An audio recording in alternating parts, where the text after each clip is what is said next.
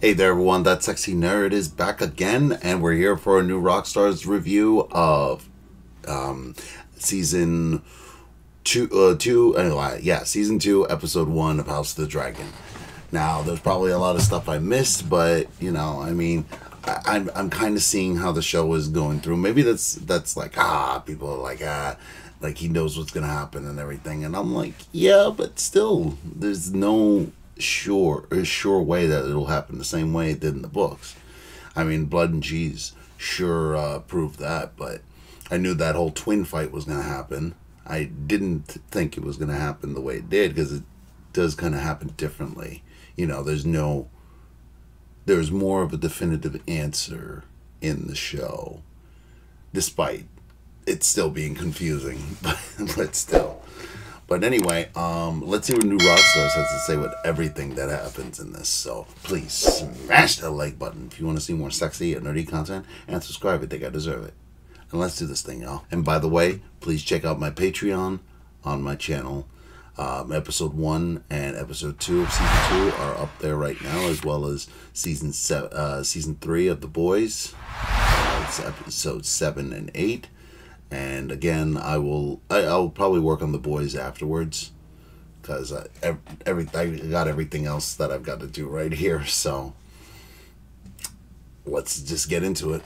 Stars, I'm Eric Voss, and this is an in-depth breakdown of House of the Dragon Season 2, Episode 2, where whether you spell Eric with an A or an E, you got too much honor for this cursed world, and you gotta get off the board. I'm going to analyze and break down this episode scene by scene for all the visual details, the deeper layers of meaning in the dialogue, secrets in the music, and just clues that you might have missed, and for all the speculation and spoilers for plot events from the Fire and Blood book that are coming beyond this episode. I will be saving all of that for the spoiler dungeon section at the end. All right, let's get started. The opening tapestry imagery is the same in episode 2 as it was in episode 1, and I broke down literally every frame of that in last week's video. Go check it out. But series creator Ryan Condal explained his decision to change this from season 1. The Blood River sequence from the first season had really come to an end now that the ancestry is sort of set, and now that war has erupted, they wanted to show the living history. And so they partnered with titles company Yuko, who designed this based on the Bayo tapestry. Yeah, it's depicting, wow, this is a history lesson right here.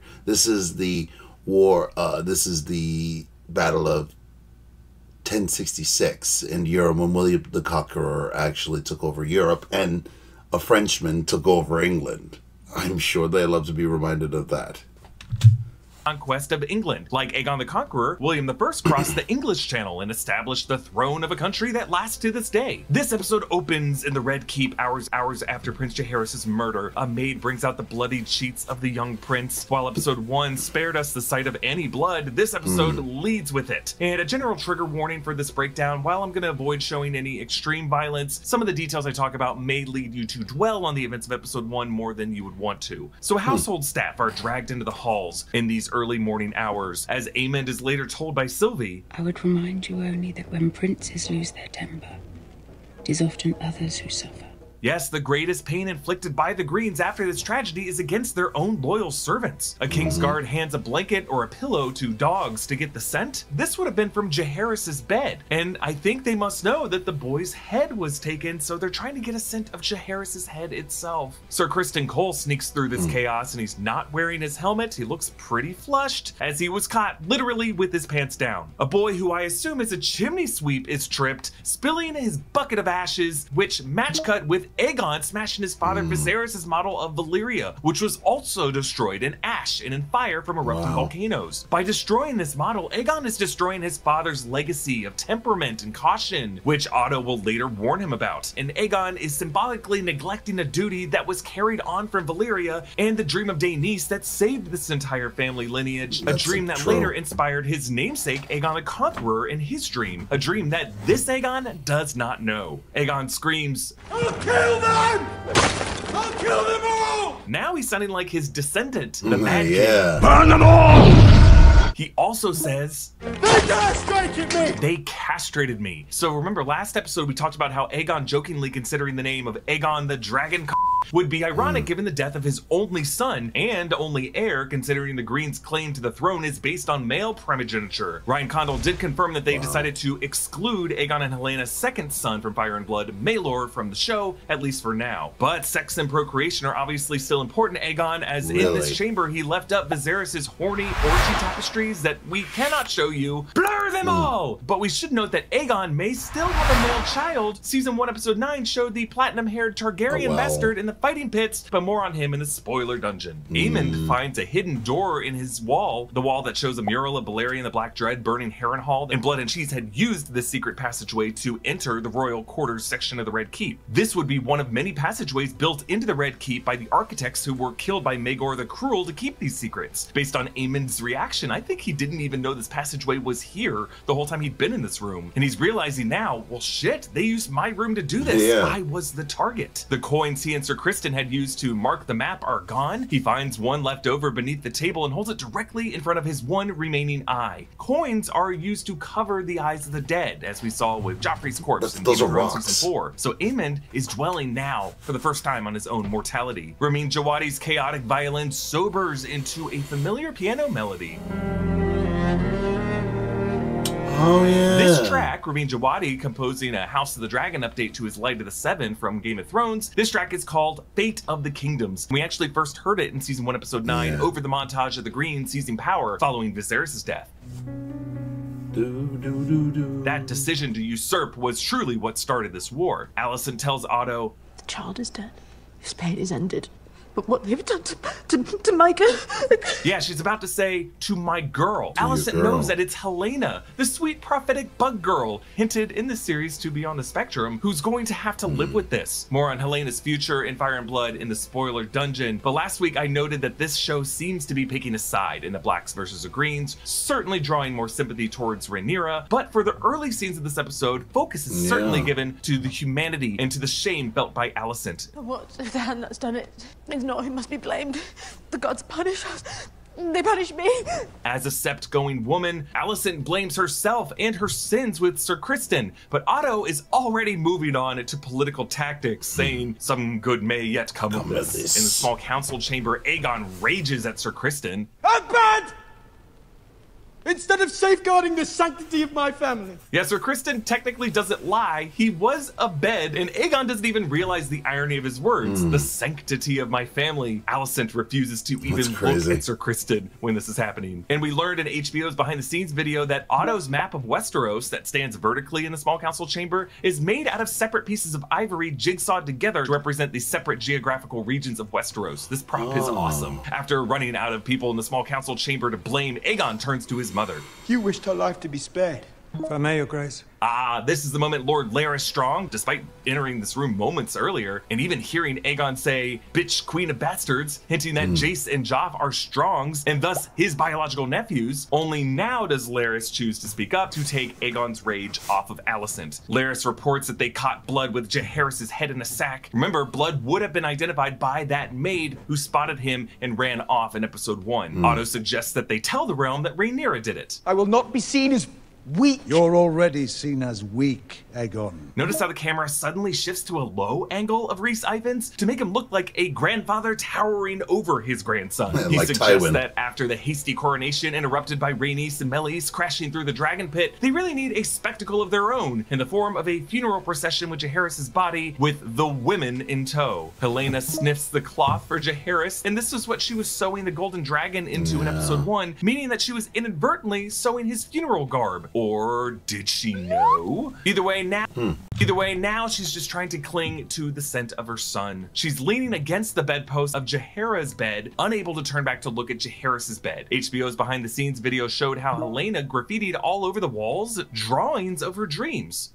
Helena sees and perceives the world in a different way and cultivates different things out of day-to-day interaction than perhaps you and I would. She has graffitied her walls with her dreams, and we think it really imbued the place with a great deal of character for her. And this includes this image of a woman on fire. More on that in the spoiler dungeon. We also learned that the set decorators had Helena keep all of these little figurines in cages to contain insects, and also incorporated butterflies and spiders in her embroideries. Alicent says, "We've been asked to ride on a wagon behind his body." I don't want to. Yes, the timing of that teardrop shaken out of her eyes by sudden disgust. Helena picks out an elephant figurine for Jaehaerys. For Lucerys' funeral, remember Joffrey threw a figurine on the fire, and later Rhaenyra will pick up a dragon figurine played with by her and Daemon's new kids, Aegon. I know, so many Aegons. He'll become Aegon the Younger, and Viserys. This dragon toy likely was a hand-me-down from Luke. It's just tragic to think how all these toys are outliving the children they were made for. Now, Yes, and Viserys also will be king of Westeros. Way after Aegon, but still. Now, this funeral procession is not included in Fire and Blood. This public display as a propaganda tool to villainize Rhaenyra reminds us of the Faith militant in season 5 of Game of Thrones, forcing Cersei to do the walk of shame, shame, shame. It's always the women who have to be paraded to send these symbolic signals. Now, I am not going to show the close-up of Jaehaerys' body with his head sewed back on by the Silent Sisters. It's just not something we need to see again and to pause on. But just to verbally describe it, I did notice the head bobbing with the bumps of the carriage, and I just kind of hope that they used a VFX face map on a dummy, because the thought of the child actor having to sit in a makeup chair while these prosthetics were added and then told to lie nice and still while they bumped the cart to get the shot, I just don't like to think about it. But we do get a closer look at the green blanket Helena wrapped him in, which Fia Saban discussed in the behind the scenes video includes an owl, which we see here. Last season we talked about the named hours of the night according to Westerosi custom, and the hour of the owl comes several hours into the night, but still before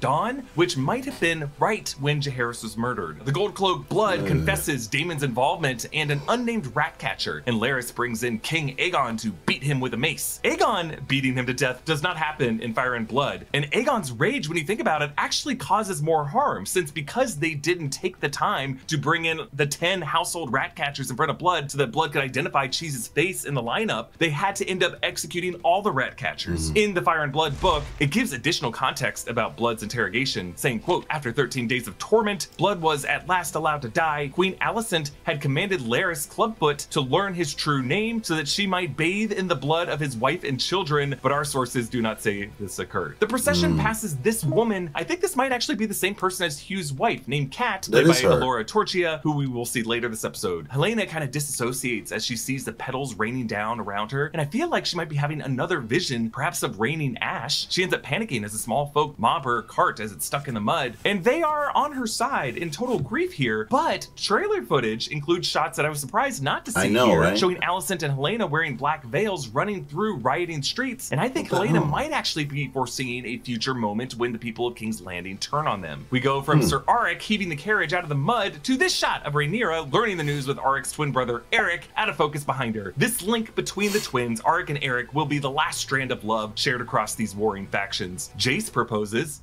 let me fly out on Vermax. Rhaenys is needed in the gullet and I can watch for movements from King's Landing. No.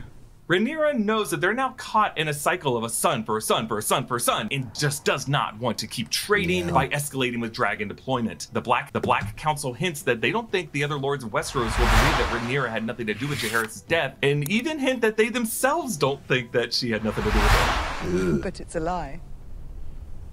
Just the little shift of the eyes back to Rhaenyra. Yes, Daemon does not want to look in the eyes of the lords standing around this table who know that he might have been involved with what happened. Rhaenyra says, that I would inflict such a thing on Helena of all people.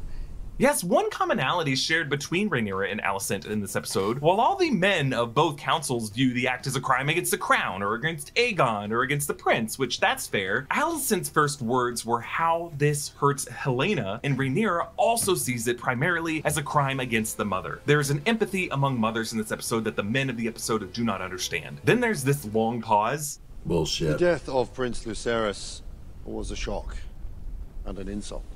The eye contact is so perfect. Daemon cannot help but feel Rhaenys' eyes on him, and then his eyes slowly work their way over to meet hers. Remember, as cousins who are both passed over for the crown, riding the dragons of each other's parents, these two can see through each other better than most others can. Sir Alfred Broom suggests that losing Luke may have caused Rhaenyra to overreact, but Rhaenyra takes offense as they shout over the seated Rhaenys. Mind yourself. I love it because she is speaking to Sir Alfred, but also she's telling Rhaenyra to keep her cool. But meanwhile, notice she has never taken her eyes off Daemon and ultimately is telling him he needs to mind himself. Rhaenyra finally looks over at Daemon, and then we jump cut to the two of them alone in Rhaenyra's chamber, where the climactic scene of this episode will later take place. Shifting these two characters to a private room away from witnesses like Grand Maester Gerardus, who would enter any conversation to the historical record. Now, in private, we always explore the juicier conversations that would not have been included in Fire and Blood. While Daemon denies telling Blood and Cheese to target a child specifically, and in episode 1, the scene cut away from Daemon before we saw exactly what he said, we do know that Blood said that he told them, quote, a son for a son, and that those are probably the exact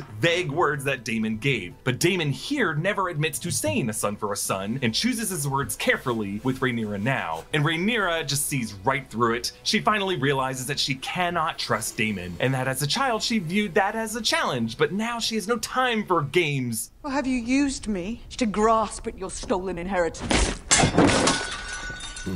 Like Aegon, Daemon cannot communicate with words and just smashes goblets. Daemon nearly reaches up toward Rhaenyra's neck, but then retracts, and Rhaenyra flinches slightly, but she never breaks eye contact. It reminds us of the last time they had a private conversation in season 1, and he grabbed her neck to choke her, and in that moment she realized Viserys never told him the secret of Aegon's dream, and that Daemon was never seriously considered the heir. Rhaenyra recalls that before Daemon placed Viserys' crown on her head, he was leading a war council without her while she was in labor to what ended up being a stillborn. Daemon cannot even call the Iron Throne your throne to Rhaenyra. He still calls it his brother's throne, saying the quiet part out loud that Rhaenyra calls him out on. Honestly, the acting between Emma Darcy and Matt Smith represents these two actors' finest work, One of my favorite this has to be their Emmy submissions. In a critical turning point in the conversation, Rhaenyra asks, do you accept me as your queen and ruler, or do you cling even now to what you think you lost? What I think I lost.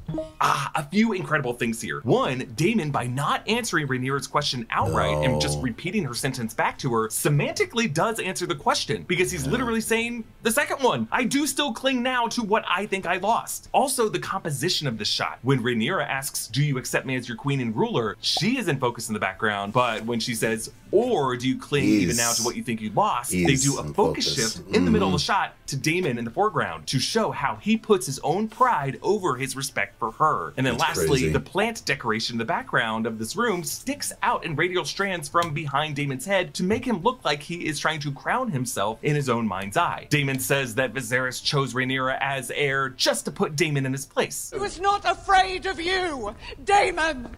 Rhaenyra again is hinting that Viserys was actually driven by a fear of Aegon's dream, the Song of Ice and Fire, and that he needed a successor who wouldn't tear the realm apart. And the fight ends in this quiet exchange. You struck down a child. It was a mistake. Again, Daemon does not deny doing it. He just says, carefully, it was a mistake, which could mean the mistake was a miscommunication between what I actually ordered and what was carried out, or it could mean him admitting that the whole plot to send assassins into the Red Keep to begin with, and to give them this wink-wink instruction of a son for a son, that entire move was a mistake. But he never specifies which was the mistake, and that is why she just ends by calling him pathetic. Now, during this fight, on the wall behind them are High Valyrian glyphs. Language expert David J. Peterson created all of these in addition to the spoken language for Game of Thrones and House of the Dragon, and he has posted specific phrases and their translations on his personal Tumblr blog. As of March 2023, he said that he had created 400 High Valyrian glyphs with a goal of eventually 700. He said each glyph is not a single letter, the way like Orbesh works, where there's like, this is A, this is B, but rather High Valyrian written words contain 3 parts: an alphabetic component, an iconic component, and a paradigmatic component, with all 3 elements used simultaneously. So think of it in terms of like, there's like a letter glyph, and then a glyph that puts it in one context, and then a glyph that puts it in a general paradigm context. And that's how they understand what these words are. So comparing these visible glyphs to the left of Daemon's head in this shot to David's various Tumblr posts, this little symbol that looks like a box with an X is associated with something being an active verb. The symbol that looks like 2 overlapping W's, I believe, is a glyph associated with blood, because we see it in the one for fire and blood. The 2 symbols above that correspond to like a third-person agreement, and then to go. Actually, Gina Ippolito and I gave this our all, and this is as far as we got. You kind of have to just be a linguist to be able to understand this writing system. But on the strand of glyphs to the far left of the shot, there is this symbol, and I think that might correspond to the High Valyrian glyph of Dorana, the curved one of these, which David said means heir to the throne, female. And compared to the throne-shaped glyph on the right in this graphic that we're seeing here, the one where it's more box-shaped and 90 degrees, that one translates to heir to the throne male. So think about it, the whole context of this fight between Daemon and Rhaenyra is whether Viserys' heir to the throne should have been male or female. Male would have been according to custom, which would have meant Daemon, but Viserys ended up breaking up custom to give it to the female, Rhaenyra, his one child at the time. And these are the glyphs that Rhaenyra chose to decorate her chamber with. And Daemon is seeing that glyph in his eye line, which feels like a personal insult to him. Okay, moving on. Rhaenyra tells Baela, when morning comes, take Moondancer and keep a watch on King's Landing. So Rhaenyra refused to let Jace take Vermax to watch King's Landing, but her niece Baela? Sure! Moondancer is Baela's pale green she-dragon, which in Fire and Blood is no more than the size of a warhorse at this point, and Baela really shouldn't be riding her great distances yet. But the show is really fast-tracking these characters' development. There's more to this that I'll talk about in the spoiler dungeon. Daemon takes Caraxes out from the Dragonmont. Yeah, it's good to see Caraxes again. The growl of Caraxes was given a little flapping sound in his vocal cords to mimic the sound of breathing through a deviated septum.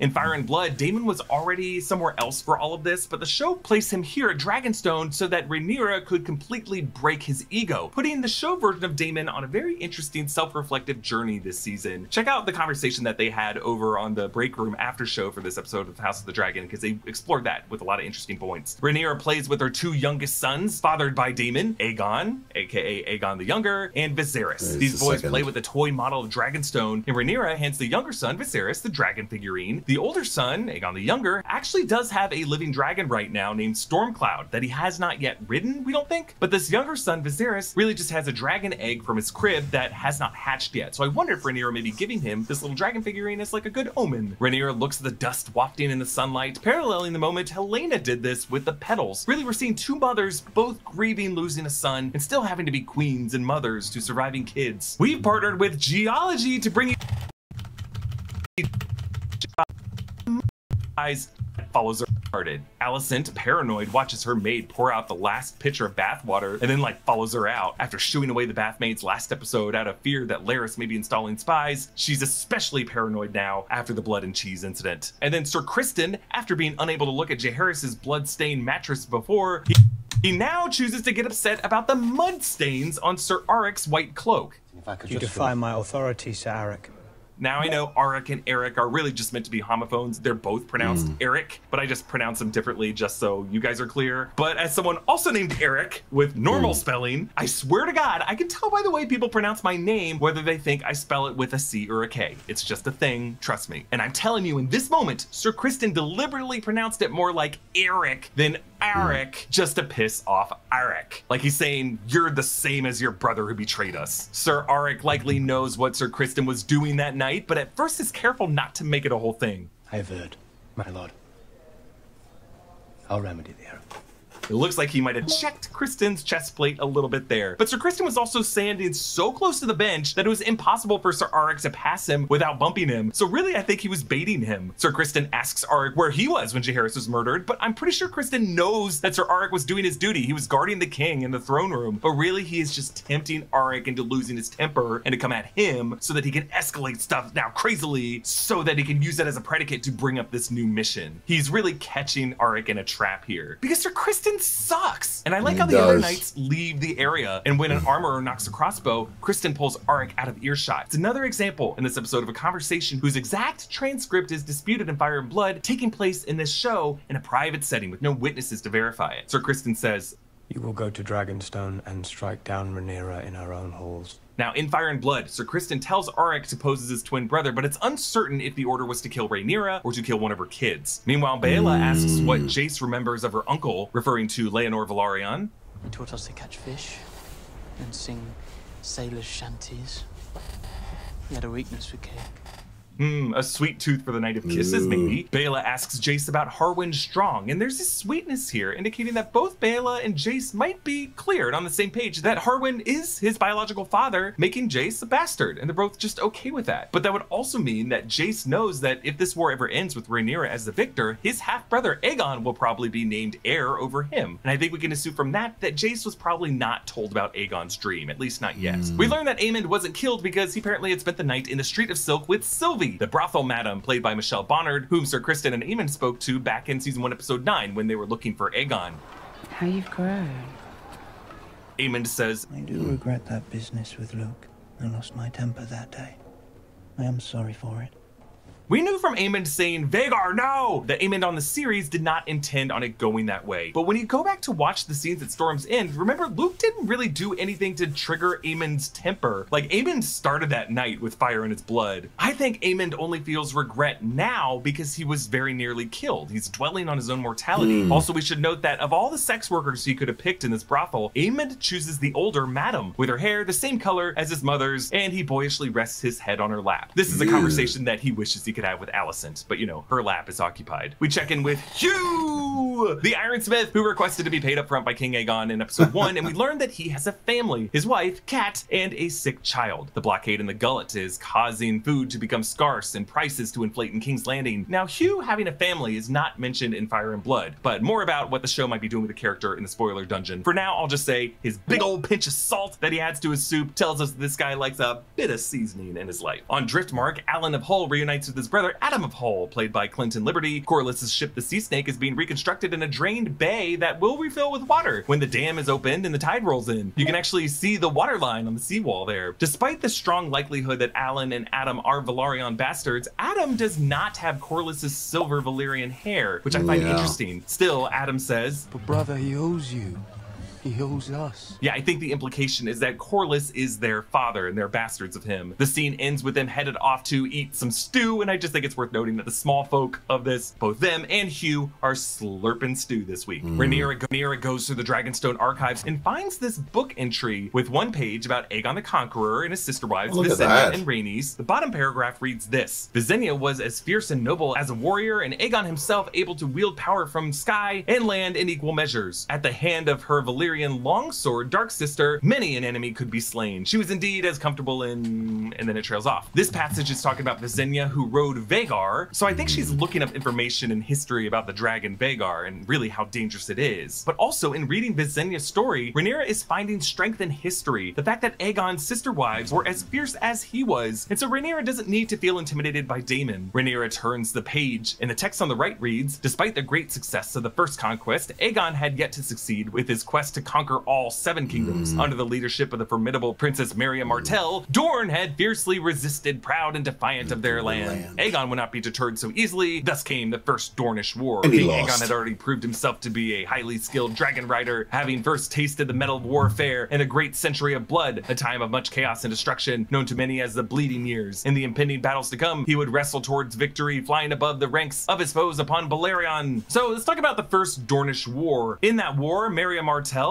the Yellow Toad of Dorne, never yielded to Aegon and told her lords to abandon their castles, but really just to give the Targaryen lords false confidence so that the Dornish could sneak back in and retake their castles. The Century of Blood refers to a period after the Doom of Valyria in which Essos was plunged into chaos as the political status quo was upended by the shattering of Valyria, and the surviving dragon lords fought each other, and then this ended with the rise of the 9 free cities as well as the rise of the Dothraki in Essos. Rhaenyra remembers Mysaria as the woman Daemon claimed he had impregnated and wanted to take as a wife when he briefly took Dragonstone back in season 1 episode 2 and took the egg laid by Dreamfire, the egg that Rhaenyra had put in the crib of her unborn baby brother Baelon. Mysaria explains how she worked her way up, stealing, selling her body, learning secrets, becoming the White Worm, and she says whether it's Daemon or Otto Hightower, they'll never take her seriously, and this just rings true for Rhaenyra. She probably feels the same way, and she asks, how did you get that scar?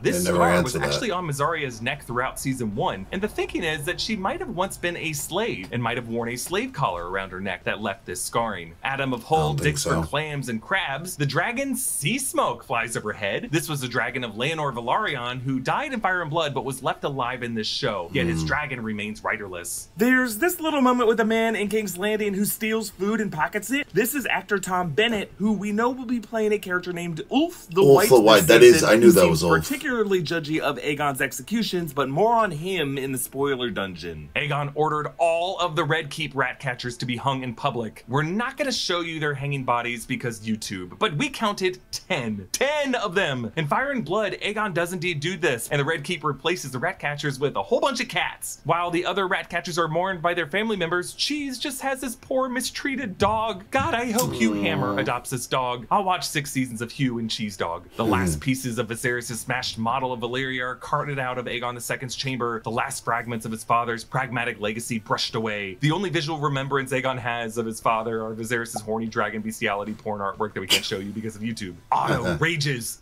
He's murdered innocent men!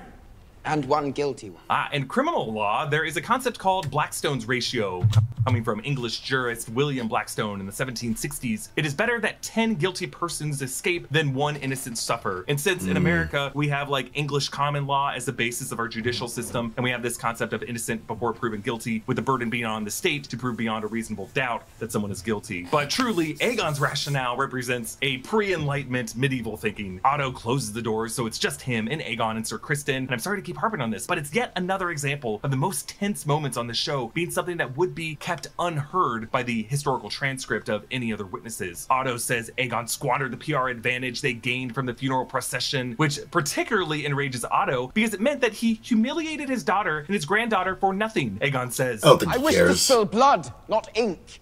This is a version of a line from Fire and Blood, in which a little later than this, into the Civil War, Aegon finds Otto writing a letter and spills the ink pot into Otto's lap, declaring, "Thrones are won with swords, not quills. Spill blood, not ink." There is some great blocking in the scene where Rhys Ifans paces as he loses himself while Sir Criston stays motionless to show unwavering resolve. And Tom Glencarny as Aegon countercrosses closer to Sir Criston to be more in his orbit, kicking a piece of Viserys' Valyria model. You display impetuousness and diminish us in the eyes of our enemy, ill-considered, trifling.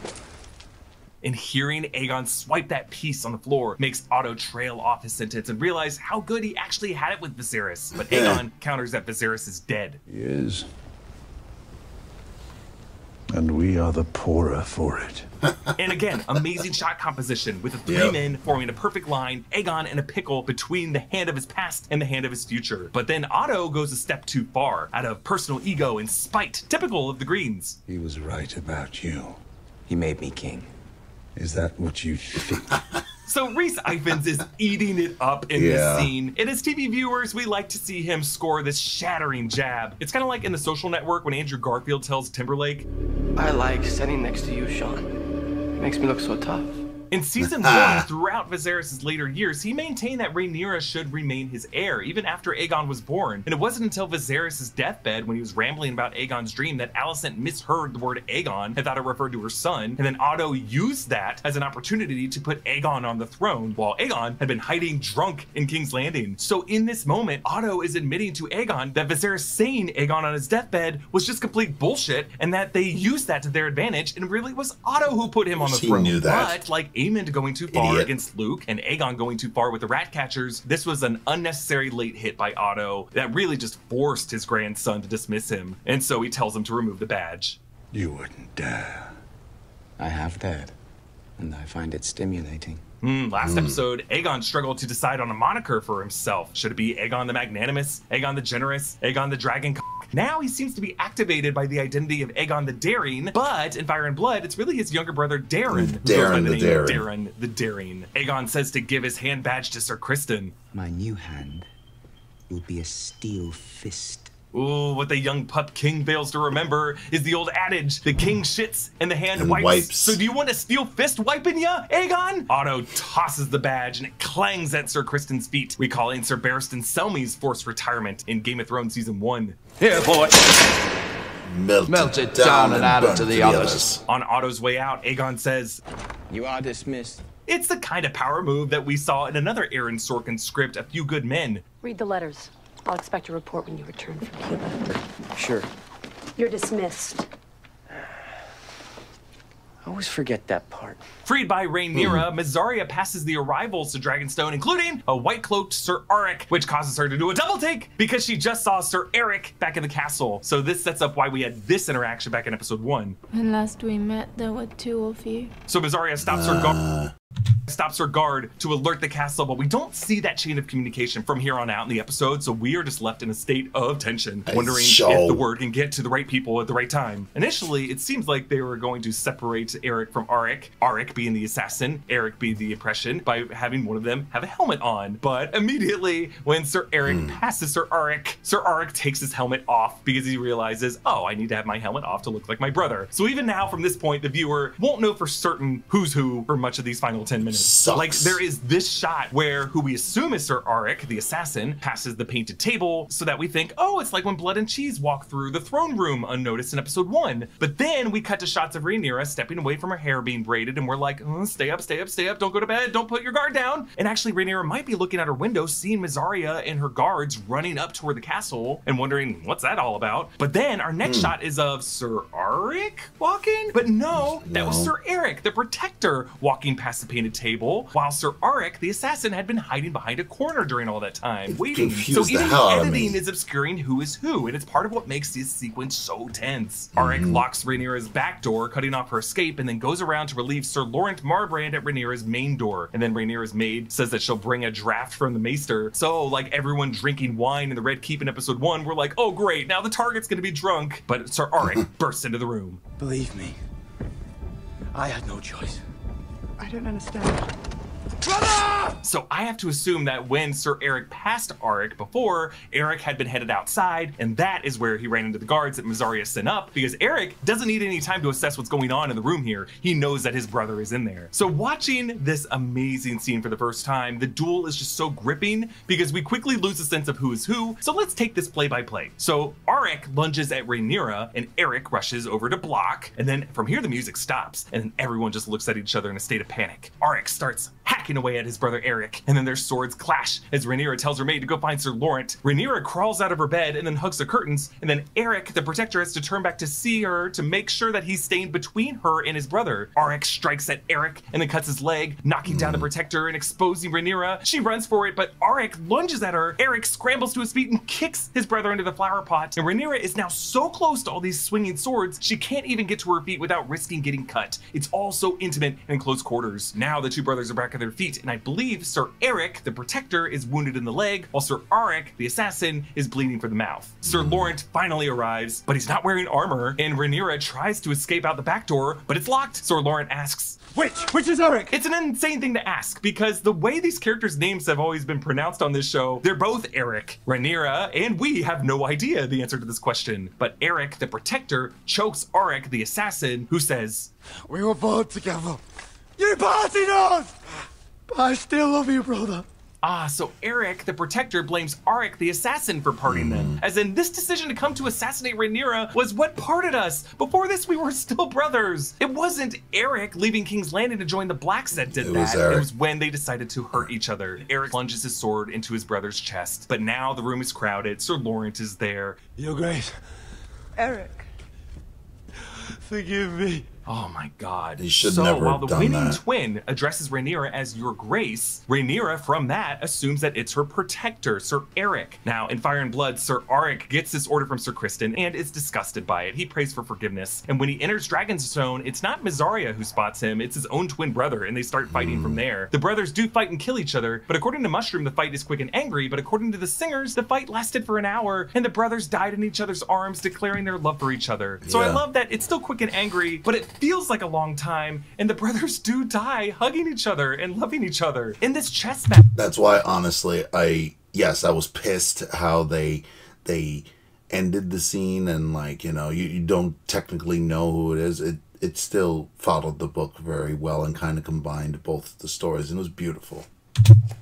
Between the Greens and the Blacks, they have basically traded knights, cleared two of the best pieces off the board. But something greater was lost here, the fraternal bond between kin who actually love each other, who place above all else duty, followed by family, two values that govern neither the Greens nor the Blacks right now. Otto wants to return to Old Town. And you have a son there. Daron may yet help us in weeks to come. Ah, finally, we get a mention of Alicent's fourth child, Darren, who so far has been a no-show on the series. I really thought they were going to pass him over. I really didn't understand. They had a perfect chance to at least mention him last season, but no, they just mentioned him just passing in season 2. That was weird.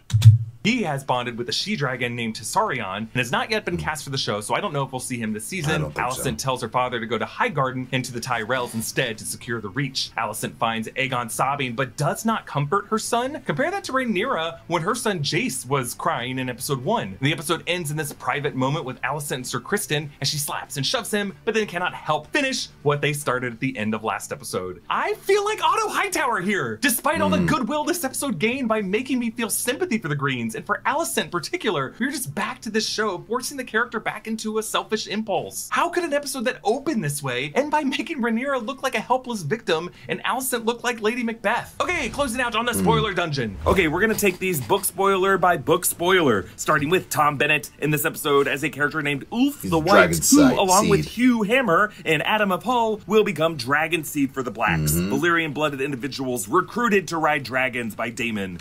They all have white hair, by the way. Ulf will bond with and ride Silverwing, the dragon of Queen Alysanne that Craig Stark referenced was afraid to cross north of the Wall, along with Vermithor, who will end up pairing with Hugh Hammer. Like Hugh, Ulf seems to have some silver streaks in his hair to hint at his Valyrian ancestry, and like both Hugh and Adam, he seems particularly driven by food this episode, and the blockade of King's Landing and the extremity of the Greens' actions will factor into their coming defections. In Fire and Blood, Jaehaerys' death causes Helaena to retreat from public view and to go mad, and is especially sent overboard when her surviving son Maelor dies at the Battle of Bitterbridge, leading to Helaena throwing herself from a window. But rumors went around that Rhaenyra hired Goldcloaks to murder her. I wonder if Helena's graffiti drawing of a woman on fire could be this show's plan for Helaena. Helaena might go into the dragon pit and order Dreamfire to torture her the way that Lyanna died. Okay. No, that's how they kill Rhaenyra.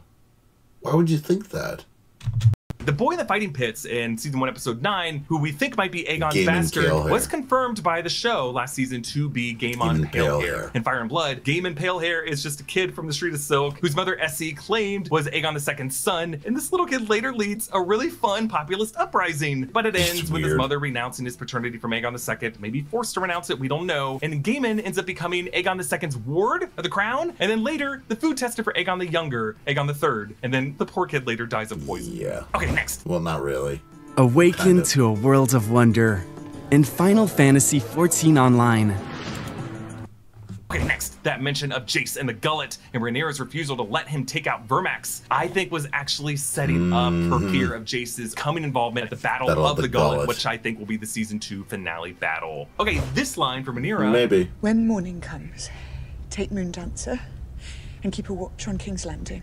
Morning is actually the name of Baela's sister's future dragon, Rhaena's dragon, a tiny pink she-dragon named Morning that hatches from one of the 3 eggs that Rhaena will take with her to the Vale. So I think they just used the word morning there, maybe as a little wink to that. Okay, next, when Rhaenyra sends Baela and Moondancer to King's Landing, I think that might be setting up Baela to ride Moondancer in the Battle of Rook's Rest, because this series is going to start killing off twins with similar names to make it easier to follow in season 3, and I think Moondancer and Baela are going to die in the middle of the season, and that's going to send Jace off the edge into the Battle of the Gullet. Okay, next, Rhaenyra's sons will become Aegon III, Aegon the Younger, and Viserys II, both of whom will be kings in the future. Viserys will serve as Aegon III's hand, and then hand to Aegon's 2 children, the second of whom is Baelor the Blessed, and then with no male children in the line of succession, Viserys II will become king because no one will want to repeat of Rhaenyra in the Dance of the Dragons at that point. So Rhaenyra giving young Viserys a dragon figurine is ironic because his dragon egg will never hatch. Okay, next, how will Hugh Hammer get to Dragonstone to become a dragon seed for the Blacks? I think the blockade is going to worsen his sick kid's condition, and when this kid and maybe also his wife die in like a looting riot in King's Landing, Hugh is going to blame the Greens and blame Aegon and then pledge to become a smith for the Blacks. I think they just wanted to give all the dragon seed more of a backstory because they're going to end up being distinct heroes by the end of the season. I mean, think about it. People who are bastards from noble beginnings who end up getting to ride dragons, that's awesome. Okay, the mention of Maria Martell of Dorne abandoning their castle